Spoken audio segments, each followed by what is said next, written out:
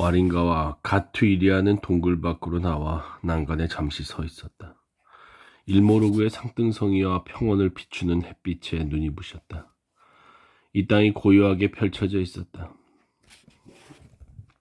춥지도 않고 바람도 불지 않고 전기불이 휘황찬란하게 비추는 곳에 있다가 나온 게 방금 전인데도 마치 암흑 속에서 살았던 것 같은 기분이 드네요.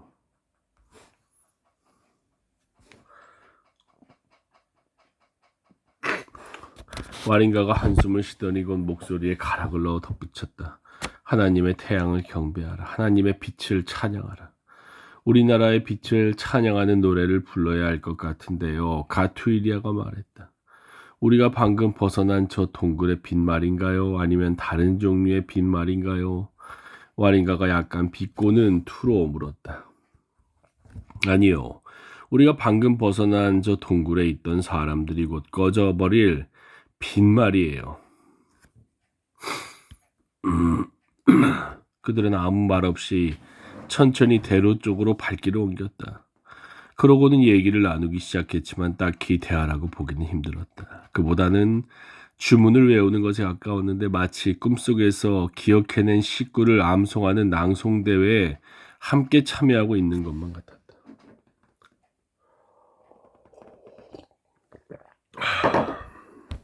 가투이리아, 만세 우리 땅이여, 만세 케냐산이여, 만세 우리 땅이여, 물이 풍부하고 어디 가나 푸른 들판이 펼쳐져 있네.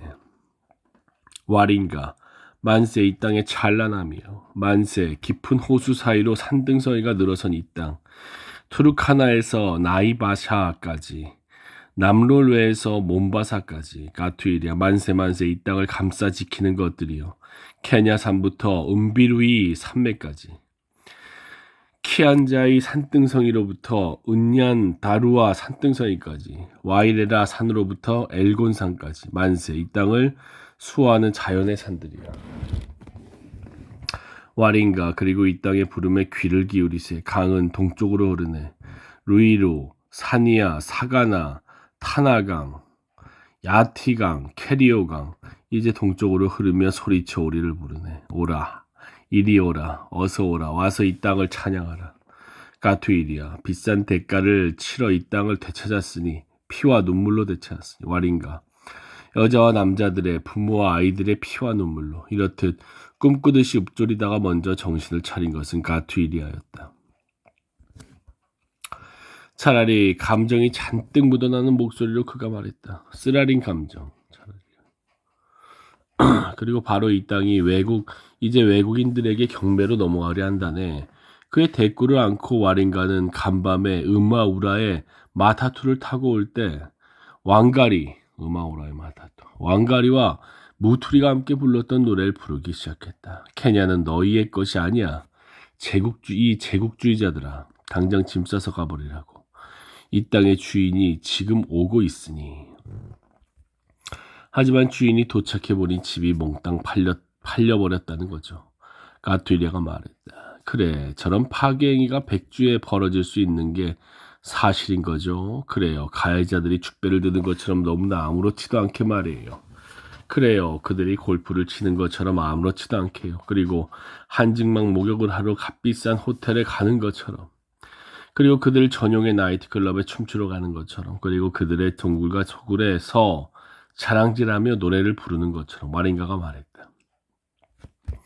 하나님, 케나를 굽어 살피소서. 내가 왜 이러죠? 가슴이 터질 듯한 게 울고 싶은 마음이에요. 이 문제를 이런 식으로 생각해 본 적이라고는 없었는데 어쩌면 위스키를 마셔서 그럴 수도 있죠. 가투이리아가 대답했다. 구운 염소고기를 먹을 때가 있는지 가서 살펴봅시다.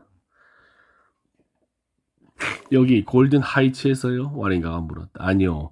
조그만 조롱박에 공기를 담아 팔고 싶어하는 사람들이 있는 여기 말고도 먹을 곳이 있지 않겠어요? 유럽에서 방금 가져온 신성한 공기를 사세요. 형체 없는 공기를 사려는 사람들에게 하듯이 와린가가 소리쳤다. 가투이리아와 와린가가 서로를 바라보더니 눈으로 이야기를 나눴다. 그리고는 함께 웃었다. 와린가는 한결같이 마음이 가벼워진 기분이었다. 은제루사에 가요. 와린가가 제안했다. 거기 식당이 있나요? 까투이리아가 물었다. 은제루사라. 내가 그 이름을 전에 어디서 들어봤을까요? 아린가가 웃었다. 함께 천천히 길을 걸어 내려가면서 그녀가 그에게 일모로그에 대해 좀 더 설명해 주기 시작했다. 일모로그에는 7개의 마을이 있다. 맨 바깥쪽 마을부터 시작해보자. 거기엔 농부들이 살고 또 아직 은행이 팔아버리거나 돈 많고 힘센 사람들이 집어삼키지 않은 손바닥만한 땅을 가지고 있는 사람들이 있다. 쇼핑구역도 있어서 포목상과 식료품점, 철물점 등 온갖 종류의 가게들이 있다. 은행 역시 그 동네에 있다. 다른 구역은 공업구역이다. 거기에 대규모 양조장인 탱에타 브루어리가 있다. 주택단지는 두 구역으로 나누어 있어서 하나는 일모로그 골든 하이츠 레지던셜 에어리어예요. 예전에는 케이프타운이라고 불렀더랬어요. 요즘은 골든 하이츠로 알려져 있고 그냥 하이츠라고도 해요. 공기가 맑고 깨끗해서 일모로그에서 내노라는 사람들은 모두 거기에 살죠. 돈 많고 힘센 사람들의 집이 거기 자리 잡고 있어요. 근데 그걸 집이라고 해야 할까요?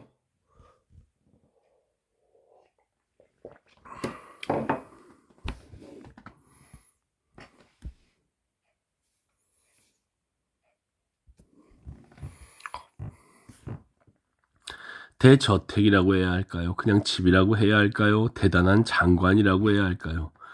은지루에서 날라온 돌로 벽을 쌓아 올렸고요. 지붕은 붉은 벽돌로 지었어요. 창문은 구름 한 점 없는 하늘이나 호수처럼 짙은 푸른색이에요. 그리고 여러 가지 종류의 꽃 모양으로 만들어진 철제 창살로 장식이 되어 있죠. 고급스러운 티크 목재로 만들어진 문에는 온갖 멋진 문양이 새겨져 있어요.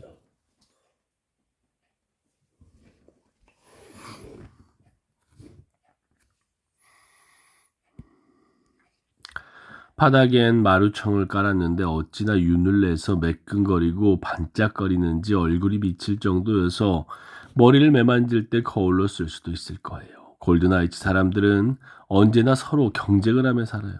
누가 굴뚝 10개에 방이 10개나 딸린 집을 하나 지으면 그 다음 사람은 20개의 굴뚝에 방이 20개인 집을 짓죠. 누가 인도에서 카펫을 들여오면 누구는 이란에서 카펫을 사들이고 등등. 주택단지의 다른 쪽은 은제루사의 뉴 예루살렘이라고 불러요.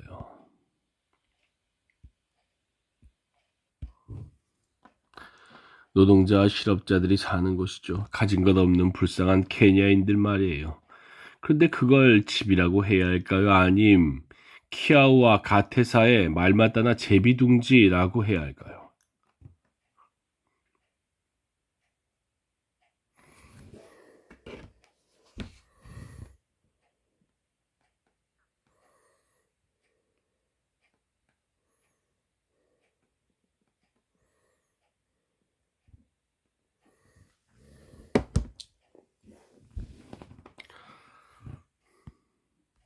판잣집의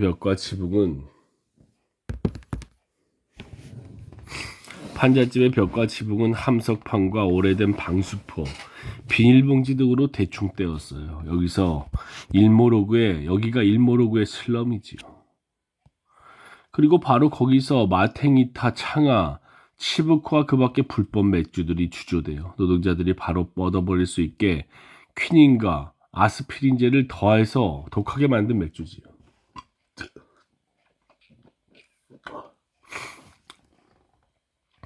은제루사가 바로 성경에 묘사된 지옥이 아닌가 하는 생각이 들 때가 간혹 있어요.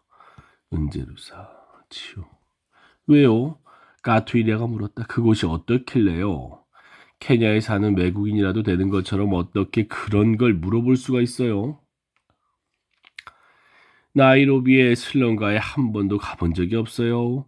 끝이 안 보이도록 새까맣게 벽을 오르내리는 벼룩들과 빈대들의 그 놀라운 광경하며 거무죽죽한 물과 똥오줌이 가득 고여 있어 보기만 해도 역겨운 길가의 배수로 그 더러운 물에서 수영하며 노는 발가벗은 어린애들을 직접 본 적이 없단 말이에요.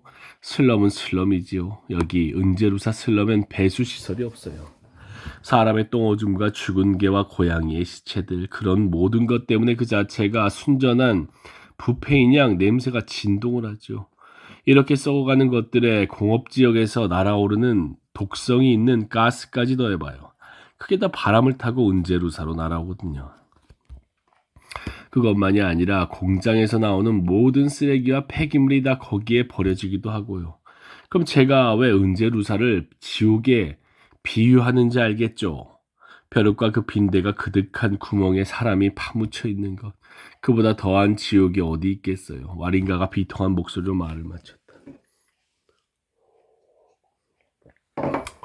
벼룩, 모래, 빈대.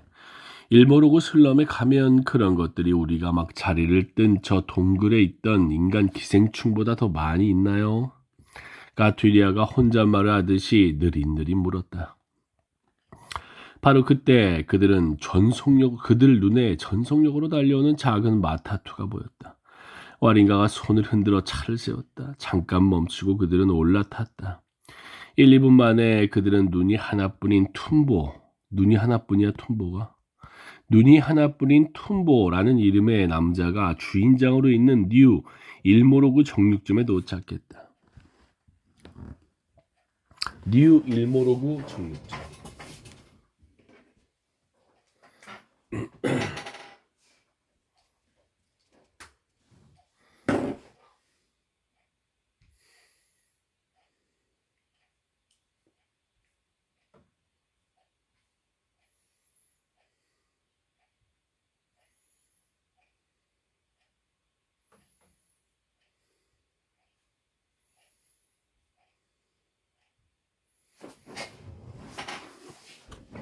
뉴 일모로그 정육점. 가투이리아가 염소 고기 3파운드를 주문했다. 갈비는 좀 주고 내장은 빼달라고 부탁했다. 툰보가 하나의 눈으로 그를 뚫어지게 쳐다보더니 나 툰보는 내장을 섞지 않고는 절대 누구에게도 고기를 파는 법이 없다고 말했다. 내장. 불법을 한다는 건가?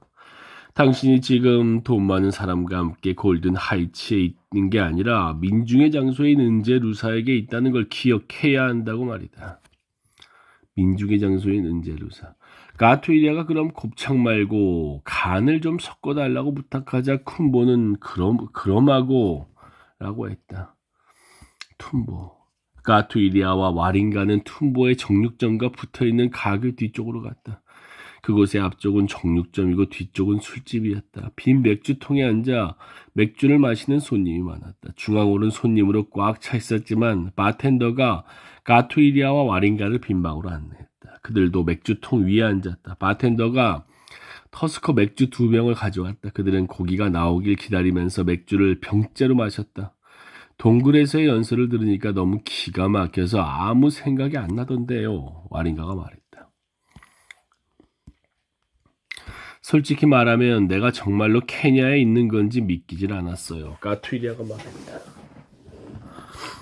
그러더니 고개를 흔들면서 혼잣말을 하듯이 말을 이었다. 현대판 도둑질, 강도질.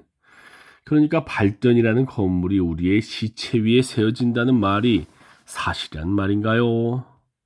찾아다니던 악마는 찾았나요? 와린가가 웃으면서 물었다. 당신 음악을 위한 괜찮은 주제를 찾아서 여기에 온 거라고 간밤에 얘기했던 걸 잊은 건 아니겠죠? 아니면 음이레리와 무키라이가 우리에게 준 초대장 때문에 당신의 악마는 거기서 사라져버린 건가요? 내가 너무 정신없이 달려온 것 같아요. 가투이리아가 말했다. 나 그 다른 초대장에 너무 과도한 믿음과 희망을 걸었나 봐요. 믿음이라는 건 그냥 믿는 거라서 그걸 확고히 하기 위해 눈에 보이는 증거를 찾을 필요가 별로 없거든요. 정말 중요한 건 음악적 주제를 발전시킬 수 있는 아이디어라고 할 수 있죠. 그래서 악마를 하나도 못 찾았다는 거예요. 예를 들면 외국인 중에서도요. 제 말은 악마가 정말로 존재하든 아니면 그저 세상의 어떤 이미지일 뿐이든 그건 별로 중요하지 않다는 거예요. 그럼 당신을 괴롭히던 그 꼬인 매듭은 어떻게 된 거예요? 와린가가 계속 그를 몰아댔다. 아님 바닥이 돌바닥이라 춤을 못 추겠다고 우기는 가련한 춤꾼처럼 되어버린 건가요? 꼭 그런 건 아니지만 가투이리아가 말을 꺼냈다가는 와린가의 질문에 머릿속이 어지러워진 듯 말을 멈췄다. 알다시피 음악은 아니 작곡이라고 하죠. 하고 싶은 말이 뭔지 확신이 안 선다는 듯 그가 다시 말을 멈췄다. 제가 보는 방식은 이래요. 음악적 창작은 사랑으로부터 영감을 받아야 해요. 자기 나라에 대한 사랑, 자기 나라의 아름다움과 통일성, 용기, 성숙함, 용감한 관대함에 대한 찬가를 부를 수 있도록 고무하는 사랑 말이에요. 베토벤이 나폴레옹을 기리며 에로이카 심포니를 작곡하고 세르게이 프로코피예프가 러시아의 민족적 영웅인 알렉산더 네프스키의 업적을 기반한 오라토리오를 작곡한 것처럼 나도 민족적 영웅들을 찬양함으로써 우리 민족의 영웅적 업적을 기리는 음악을 작곡하기를 항상 꿈꿔왔었죠.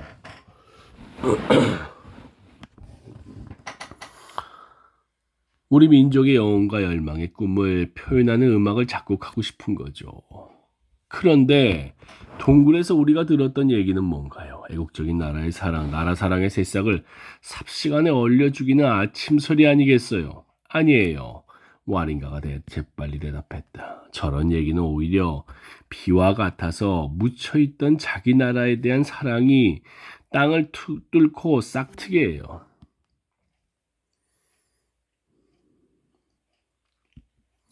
증오와 결부되지 않은 사랑은 없지요. 무엇을 증오해야 할지를 알지 못하고서야 무엇을 사랑할지 어떻게 알겠어요. 아직 말도 못하는 아기를 생각해봐요. 아기의 울음소리는 좋아하고 싫어하는 걸 표현해요. 동굴을 나서면서 우리 둘이 우리나라에 대해 찬가를 부르지 않았던가요? 케냐에는 애국주의적 음악을 창작하도록 영감을 불어넣을 애국자와 영웅들이 충분히 있어요. 키마티도 케냐 어머니로부터 태어나지 않았나요? 당신 안에 가장 심각하게 엉킨 매듭은 바로 지금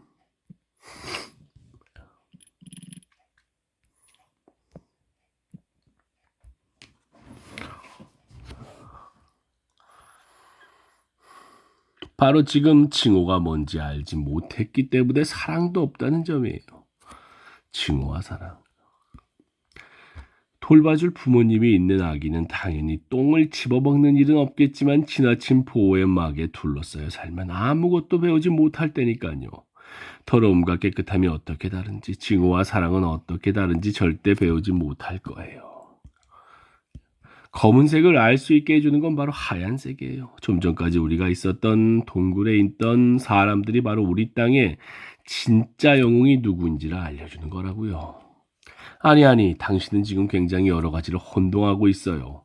와린가가 자기 마음속의 민감한 부분을 건드리기라도 한 듯이 가투이리아가 재빨리 말했다. 그렇다면 당신이 증오하는 게 뭔지 말해줘요.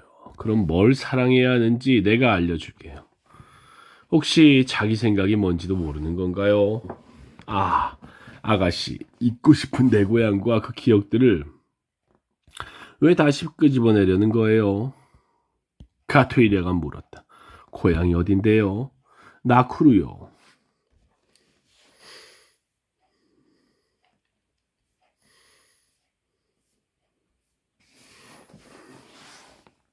아버지는 제게의 거물이에요.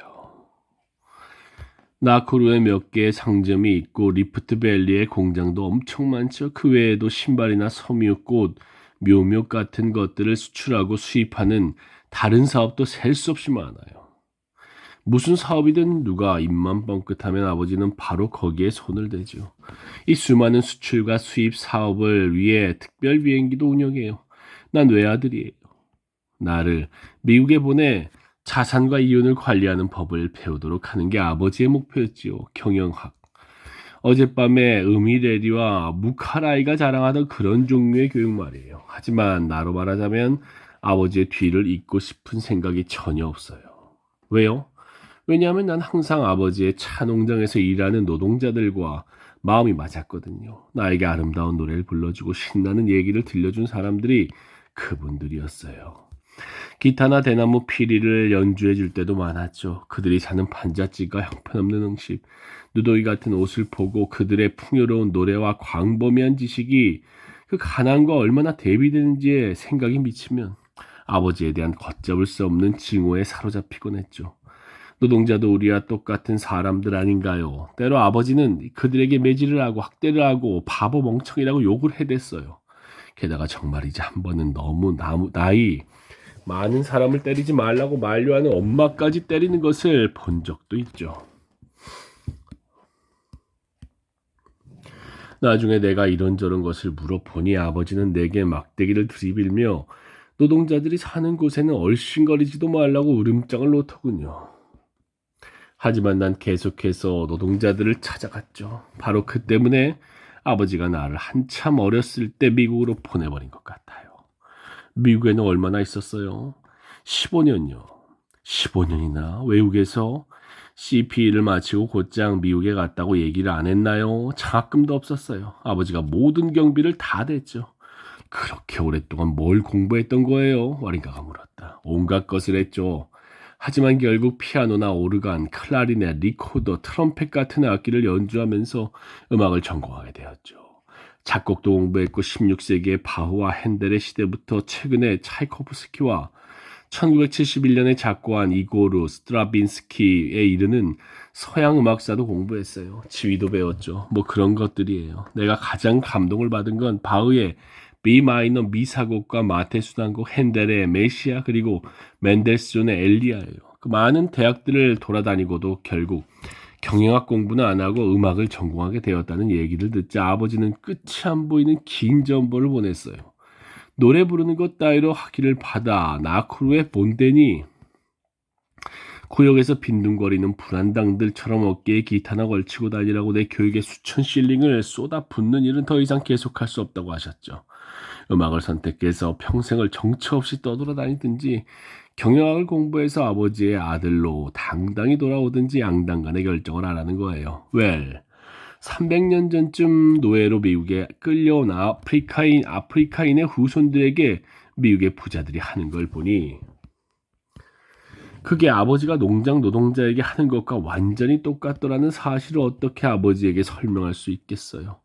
미국에 오래 있다 보니 아버지의 계급이 케냐를 얼마나 암울한 암흑 속으로 몰고 가는지 알게 되었다는 말을 어떻게 하겠냐고요. 아예 답신을 하지 않았죠. 하지만 돈이 절대 내 인생을 좌우할 수 없도록 음악을 선택했죠.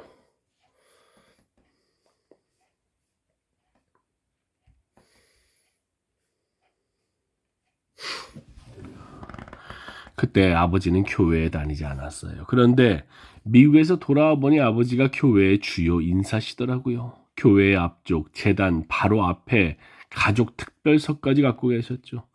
자신의 말을 거역한 배은망덕한 내 행동을 아버지는 절대 용서하지 않았어요. 이렇게 묻더군요. 이 땅에서 어떻게든 가지려고 길을 써야 할 게 돈 말고 뭐가 있단 말이냐? 배은망덕한 못된 아인처럼 너의 달란트를 어떻게 그냥 땅에 묵혀둘 수 있는 거냐고. 그러곤 바로 그 자리에서 성경책을 집어들어서는 간밤에 음이레리와 무키라이가 마타투에서 들려준 바로 그 이야기를 읽어주시는 거예요. 그걸 다 읽으셨을 때 제가 물었어요. 아버지, 제가 어떻게 굶주린 사람의 입에서 먹을 것을 가로챌 수 있겠어요? 목마른 사람에게서 어떻게 물을 훔칠 수 있겠냐고요. 아버지가 쏘아붙였어요. 뭐가 어째? 얼마 전에 새로 교회에 오셔서 우리에게 달란트에 대해 설교했던 빌리 그레이엄 목사보다 네가 더 잘났다는 얘기냐? 지금 빌리 그레이엄 신부의 신발을 닦을 자격도 없는 녀석이. 다음으로 아버지가 알게 된 사실은 내가 특히 음악을 중심으로 우리의 문화와 전통 관습 등을 연구하고 조사하는 일로 대학에 자리를 잡게 되었다는 사실이었고, 그때 한계에 이르게 되셨죠. 다시 한번 저를 불러들이더니 이렇게 말씀하시더군요. 넌 어떻게 전 교회 신자들 앞에서 나를 홀랑 발가벗길 수 있는 거냐? 하나님 앞에 가발 벗기고 심지어 갓난아이까지 내 발가벗은 모습을 보게 할 수가 있느냐 말이다. 노아의 벗은 모습을 보고도 아무런 조치를 취하지 않았던 그 옛날의 함을 생각해봐. 하나님이 그래서 어떻게 하셨는지 알아? 저주를 내리셔서 그의 손자들을 영원히 어둠의 자손들이 되었지. 나중에 자비를 베풀어서 셈의 아이들을 여기 아프리카로 보내주지 않았다면 함의 자손인 우리가 지금 어떻게 되었겠니? 당장 나가라. 함이 걸었던 길을 따라가 가서 세상을 떠돌다가 내 달란트는 진주를 돼지한테 던져주고 그 돼지와 한솥밥 먹는 그런 일을 청산하거든 그때 집으로 돌아오너라. 이제 집에는 전혀 갈 일이 없어요. 아버지가 내 학비를 대느라 쓴 돈을 갚아 남아있는 모든 의무감에서 벗어나기 위해 요즘 돈을 모으고 있죠. 그건 정말 야심찬 계획이네요. 와린가가 한숨을 쉬었다. 아버지 조남이 어떻게 되시죠? 알 수도 있을 텐데 제가 나크루에서 잘한 것 알아요. 그렇다면 더욱 얘기하지 않을래요. 까투이리아가 곧바로 대답했다. 아버지가 누군지 당신이 알게 되는 게 달갑지가 않네요. 나까지 미워할 수도 있으니까요. 게다가 당신이 아무 말 안 하더라도 당신 눈을 똑바로 쳐다보지 못할 거예요. 당신을 볼 때마다 당신이 내 아버지를 알고 그럼 나에 대해서도 안다는 생각이 항상 들 테니까요. 난 아버지 성을 쓰지도 않아요.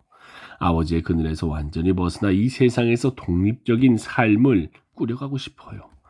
와린가가 그에 대해 뭐라고 대답하기도 전에 그들이 기다리던 고기가 잘게 잘려 나무 접시에 담겨 나왔다. 이어서 양파, 고추, 정향이 산더미같이 쌓인 접시도 나왔다. 그들은 아무 말 없이 고기를 먹기 시작했다. 가투이리알은 이런저런 것들을 마음속으로 따져보았다. 간밤에 음하오라의 마타투에서 처음 만나 은야마키마에서 일모루까지 함께 왔고 오늘 아침에 다시 만났을 뿐인데 내 마음속에 그렇게 오랫동안 남고 있었던 모든 비밀을 이 여자에게 다 얘기하고 있다니 동굴에서의 일이 무슨 영향이라도 준 것일까? 와린가도 비슷한 생각을 하고 있었다. 지난 24시간 동안 그녀에게 일어난 일은 정말이지 놀랍기 그지없었다. 그녀는 자신이 어떻게 애인 존 키마나에게 버림받았는지를 떠올렸다. 몸을 내주기 아까워했다는 이유로 보스 키아라가 어떻게 자신을 해고해버렸는지도, 집주인이 어떻게 자기를 집에서 쫓아냈는지, 데블스 에인절스의 서명이 있는 협박 편지를 어떻게 받게 되었는지도 그 일들이 다 떠올랐다. 그래서 와린가는 그 편지를 꺼내 부자들이 어떻게 깡패들을 고용하는지 보여주려고 바로 손가방을 집어들었다. 그런데 가방 안을 아무리 이잡듯 뒤져도 편지를 찾을 수가 없었다. 상관없어. 와린가는 생각하고는 가투이리아에 대해 그리고 아들과 아버지 사이의 갈등에 대해 하던 생각을 계속 이어가기로 했다. 그는 왜 내가 자기를 미워하기를 원하지 않는다고 했을까? 그녀로서는 의아한 일이었다. 우리가 이제 매일 만나기라도 할 거라고 생각하나? 자기한테도 바로 넘어가는 이 생겼다고 여기는 건가? 와린가는 가투이리아의 목소리를 듣고 이런 생각에서 퍼뜩 깨어났는데 그 소리가 마치 물에 빠지지 않기 위해 허우적거리는 사람의 말처럼 들렸다. 뭐라고? 내가 우리 문화에 대한 관심을 접고 조그만 조롱박에 공기를 담아 가난한 사람에게 파는 그런 백일몽에 함께하겠다는 생각을 할 것 같아? 하나님이 모두에게 주신 공기를 팔아먹으려는 백일몽에 와린가가 맞장구를 쳤다. 허공에다 백합을 심어 구역을 정하고 여기서부터 저기까지 이만큼이 허공에서의 내 구역이야 라고 공표하는 백일몽에 집주인과 은행만 엄청난 이득을 보려고 제비둥지만한 집을 지어 가난한 사람에게 팔겠다는 백일몽에 가투이리아가 말했다. 수십 명의 여자친구를 거느리겠다는 백일몽에 와린가가 울먹이는 목소리로 말했다. 도대체 얼마나 많은 사람의 가슴을 산산이 부셔놓았는지 알긴 하는 걸까요? 얼마나 많은 몸을 짓밟고 얼마나 많은 삶을 더러운 땅바닥에 내팽개쳤는지. 그래서 그 여자애들이 모두 자기 몸을 바라볼 때마다 남자들에게서 옮은 더러운 병만을 보게 되었다는 걸. 요즘 여성들의 청춘은 썩어가는 시체가 되었어요. 몸에 옮기는 자신의 삶을 태워 없애는 불길이 되고 그 여성성은 생식력을 무너버리는 무덤이 되었죠. 얼마나 많은 여자애들로 하여금 아기를 낳아 변기에 던져버리거나 미처 태어나지도 않은 자궁 속의 아이를 죽이게 만들었는지 그들은 알긴 알까요? 들어봐요. 한창 젊은 나이일 때 여자들은 남편이랑 자식들이랑 자기 집에서 행복한 가정을 이루어 영원히 사는 아름다운 꿈을 꾼답니다. 할 수 있는 한 최고의 교육을 받겠다는 꿈이나 직장에서 어려운 업무를 해내겠다는 꿈을 꾸는 사람도 있고, 나라를 위해 영웅적인 일을 후세의 사람들이 오 위대한 어머니, 자수성가한 민족의 영웅이라며 칭송할 그런 영웅적인 일을 해낼 꿈을 꾸는 사람도 있지요. 가슴이 채 자라지도 않은 그때 여자아이는 영웅적인 행동들로 가득한 밝은 미래를 꿈꾸는 거예요.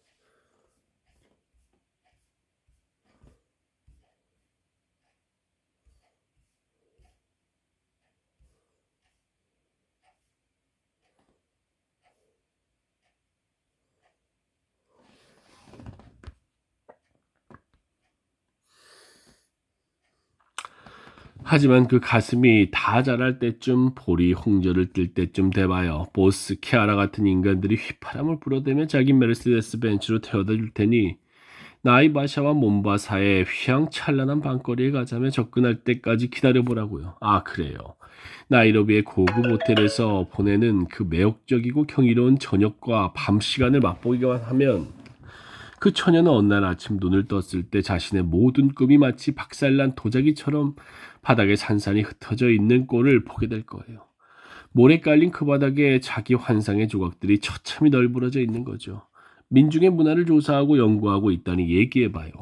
도자기 그릇이 깨어지면 그걸 고칠 방법이 있나요? 옛날에 여자아이의 생명을 돌려주었다는 이야기 속 비둘기처럼 산산이 조각난 젊은 여성의 꿈을 다시 맞춰 붙여놓을 수 있는 장인은 어디 있나요? 안 돼요. 안 된다고요. 남자아이들이 무투 노래에서 어떻게 그 얘기를 하며 춤을 췄던가요? 놀라운 광경이여라. 도자기 그릇이 이제 깨어졌구나. 내가 나이로비에서 왔을 때는 상상도 못했네. 엄청난 용기의 생산자. 라는 이름의 아기를 낳을 줄이야. 생산자. 엄청난 용기의 생산자. 같은 부족 사람들이요. 이리 와서 함께 통탄해요. 이리 와서 현대의 놀라운 광경을 보라고요. 오늘 우리는 영웅이 된 아이를 낳는 사람이 아니라 저주받은 아이를 낳는 사람일 뿐이에요. 아니요, 안 돼요. 도자기 그릇이 깨지면 절대 고칠 수가 없어요. 바로 그렇게 해서 우리가 슈가걸들의 꿈이 슈가 데디들로 인해 완전히 망가지게 된 거죠. 슈가 데디, 슈가걸. 까투이리아는 난데없이 와링가의 눈에서 눈물이 솟아 뺨을 타고 흘러 바닥으로 떨어지는 것을 보았다. 와링가 무슨 일이에요? 까투이리아가 놀라서 물었다. 내가 무슨 잘못이라도 한 걸까요? 와링가는 가방을 집어 손수건을 꺼내더니 눈물을 닦았다. 미소를 지어보려고 애를 썼지만 잘 되지 않았다. 와링가. 그녀가 여전히 슬픔 가득한 목소리로 말을 이었다. 별것 아니에요. 별것일 수도 있지만 무슨 얘기를 어떻게 하겠어요? 생판 모르는 사람인 당신에게 말해요. 하지만 남들이 모르는 비밀스러운 점이라고는 없어요. 아무에게도 한 적 없는 얘기긴 하지만 사실 케냐의 모든 여자아이들에게 벌어지는 일이니까요. 당신의 사연을 듣고 있자니 나 자신의 삶이 떠오르며 화가 치밀어 올랐어요. 내 꿈이 무투춤과 노래에서 남자아이들이 얘기했던 도자기처럼 산산조각 난 게 어느 지점에서였는지 이제는 알 수 있으니까요. 무슨 말을 어떻게 해야 할까요? 어디서 시작해야 할까요? 정말이지 여기 이렇게 앉아있는 지금도 혹은 혼자서 조용히 이런저런 생각을 마음속에 떠올리고 있을 때도 혹은 타자를 치거나 그냥 거리를 걸어갈 때도 니쿠르에서 닥친 모든 어려움에서 벗어나길 기다리며 서 있던 나를 향해 달려오던 기차의 엄청난 굉음이 귀에 들려와요.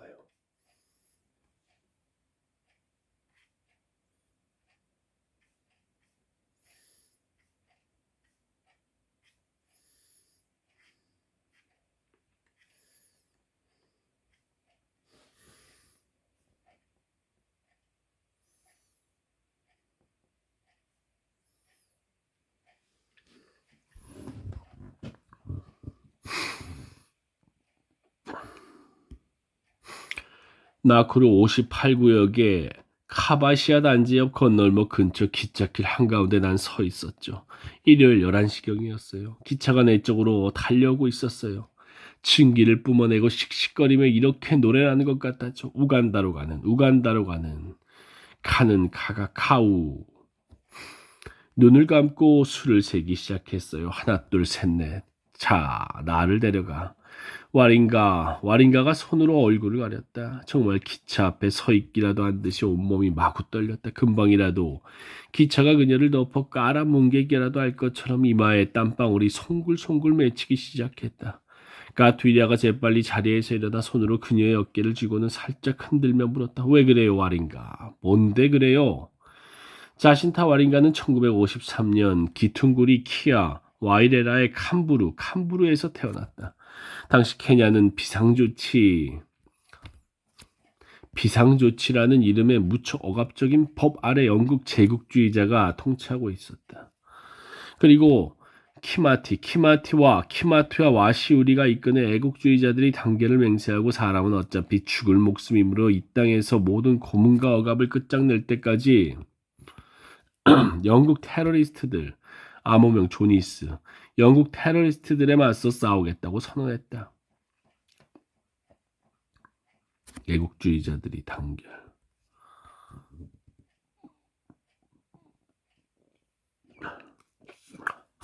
은얀다루아와 케냐 산에서 울리는 총성과 폭탄 소리가 천둥처럼 울렸다.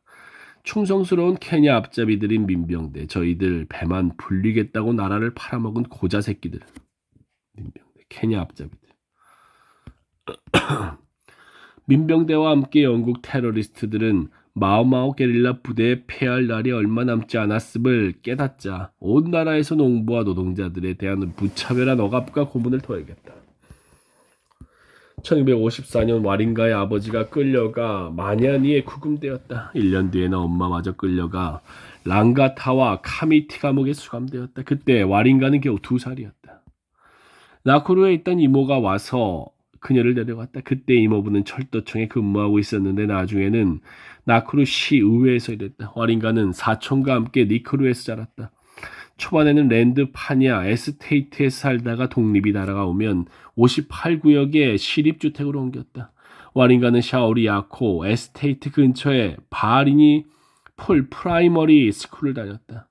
하지만 그녀의 사촌은 마젠고와 본데니 근처에 58구역 바로 아래에 있는 본데니 DB에 다녔다. 그녀는 시립도축차 근처의 극빈자들을 위해 지프로 엮어 만든 오두막을 따라 쭉 내려가곤 했다. 그리곤 본데니를 가로질러 수업 시작 종이 마지막으로 울리기 전 아침 행진을 하기 위해 자리를 찾아서는 것이었다.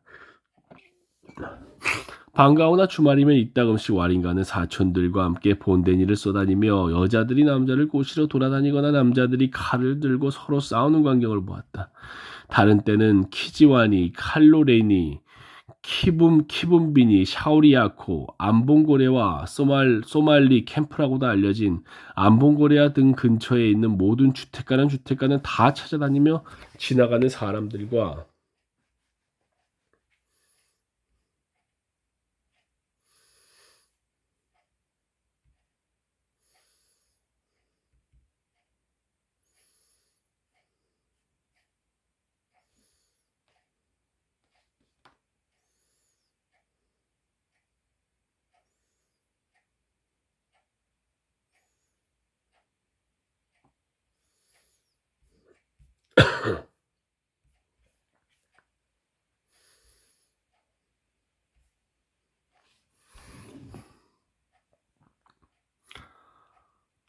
지나가는 사람들과 집과 상점을 구경했다.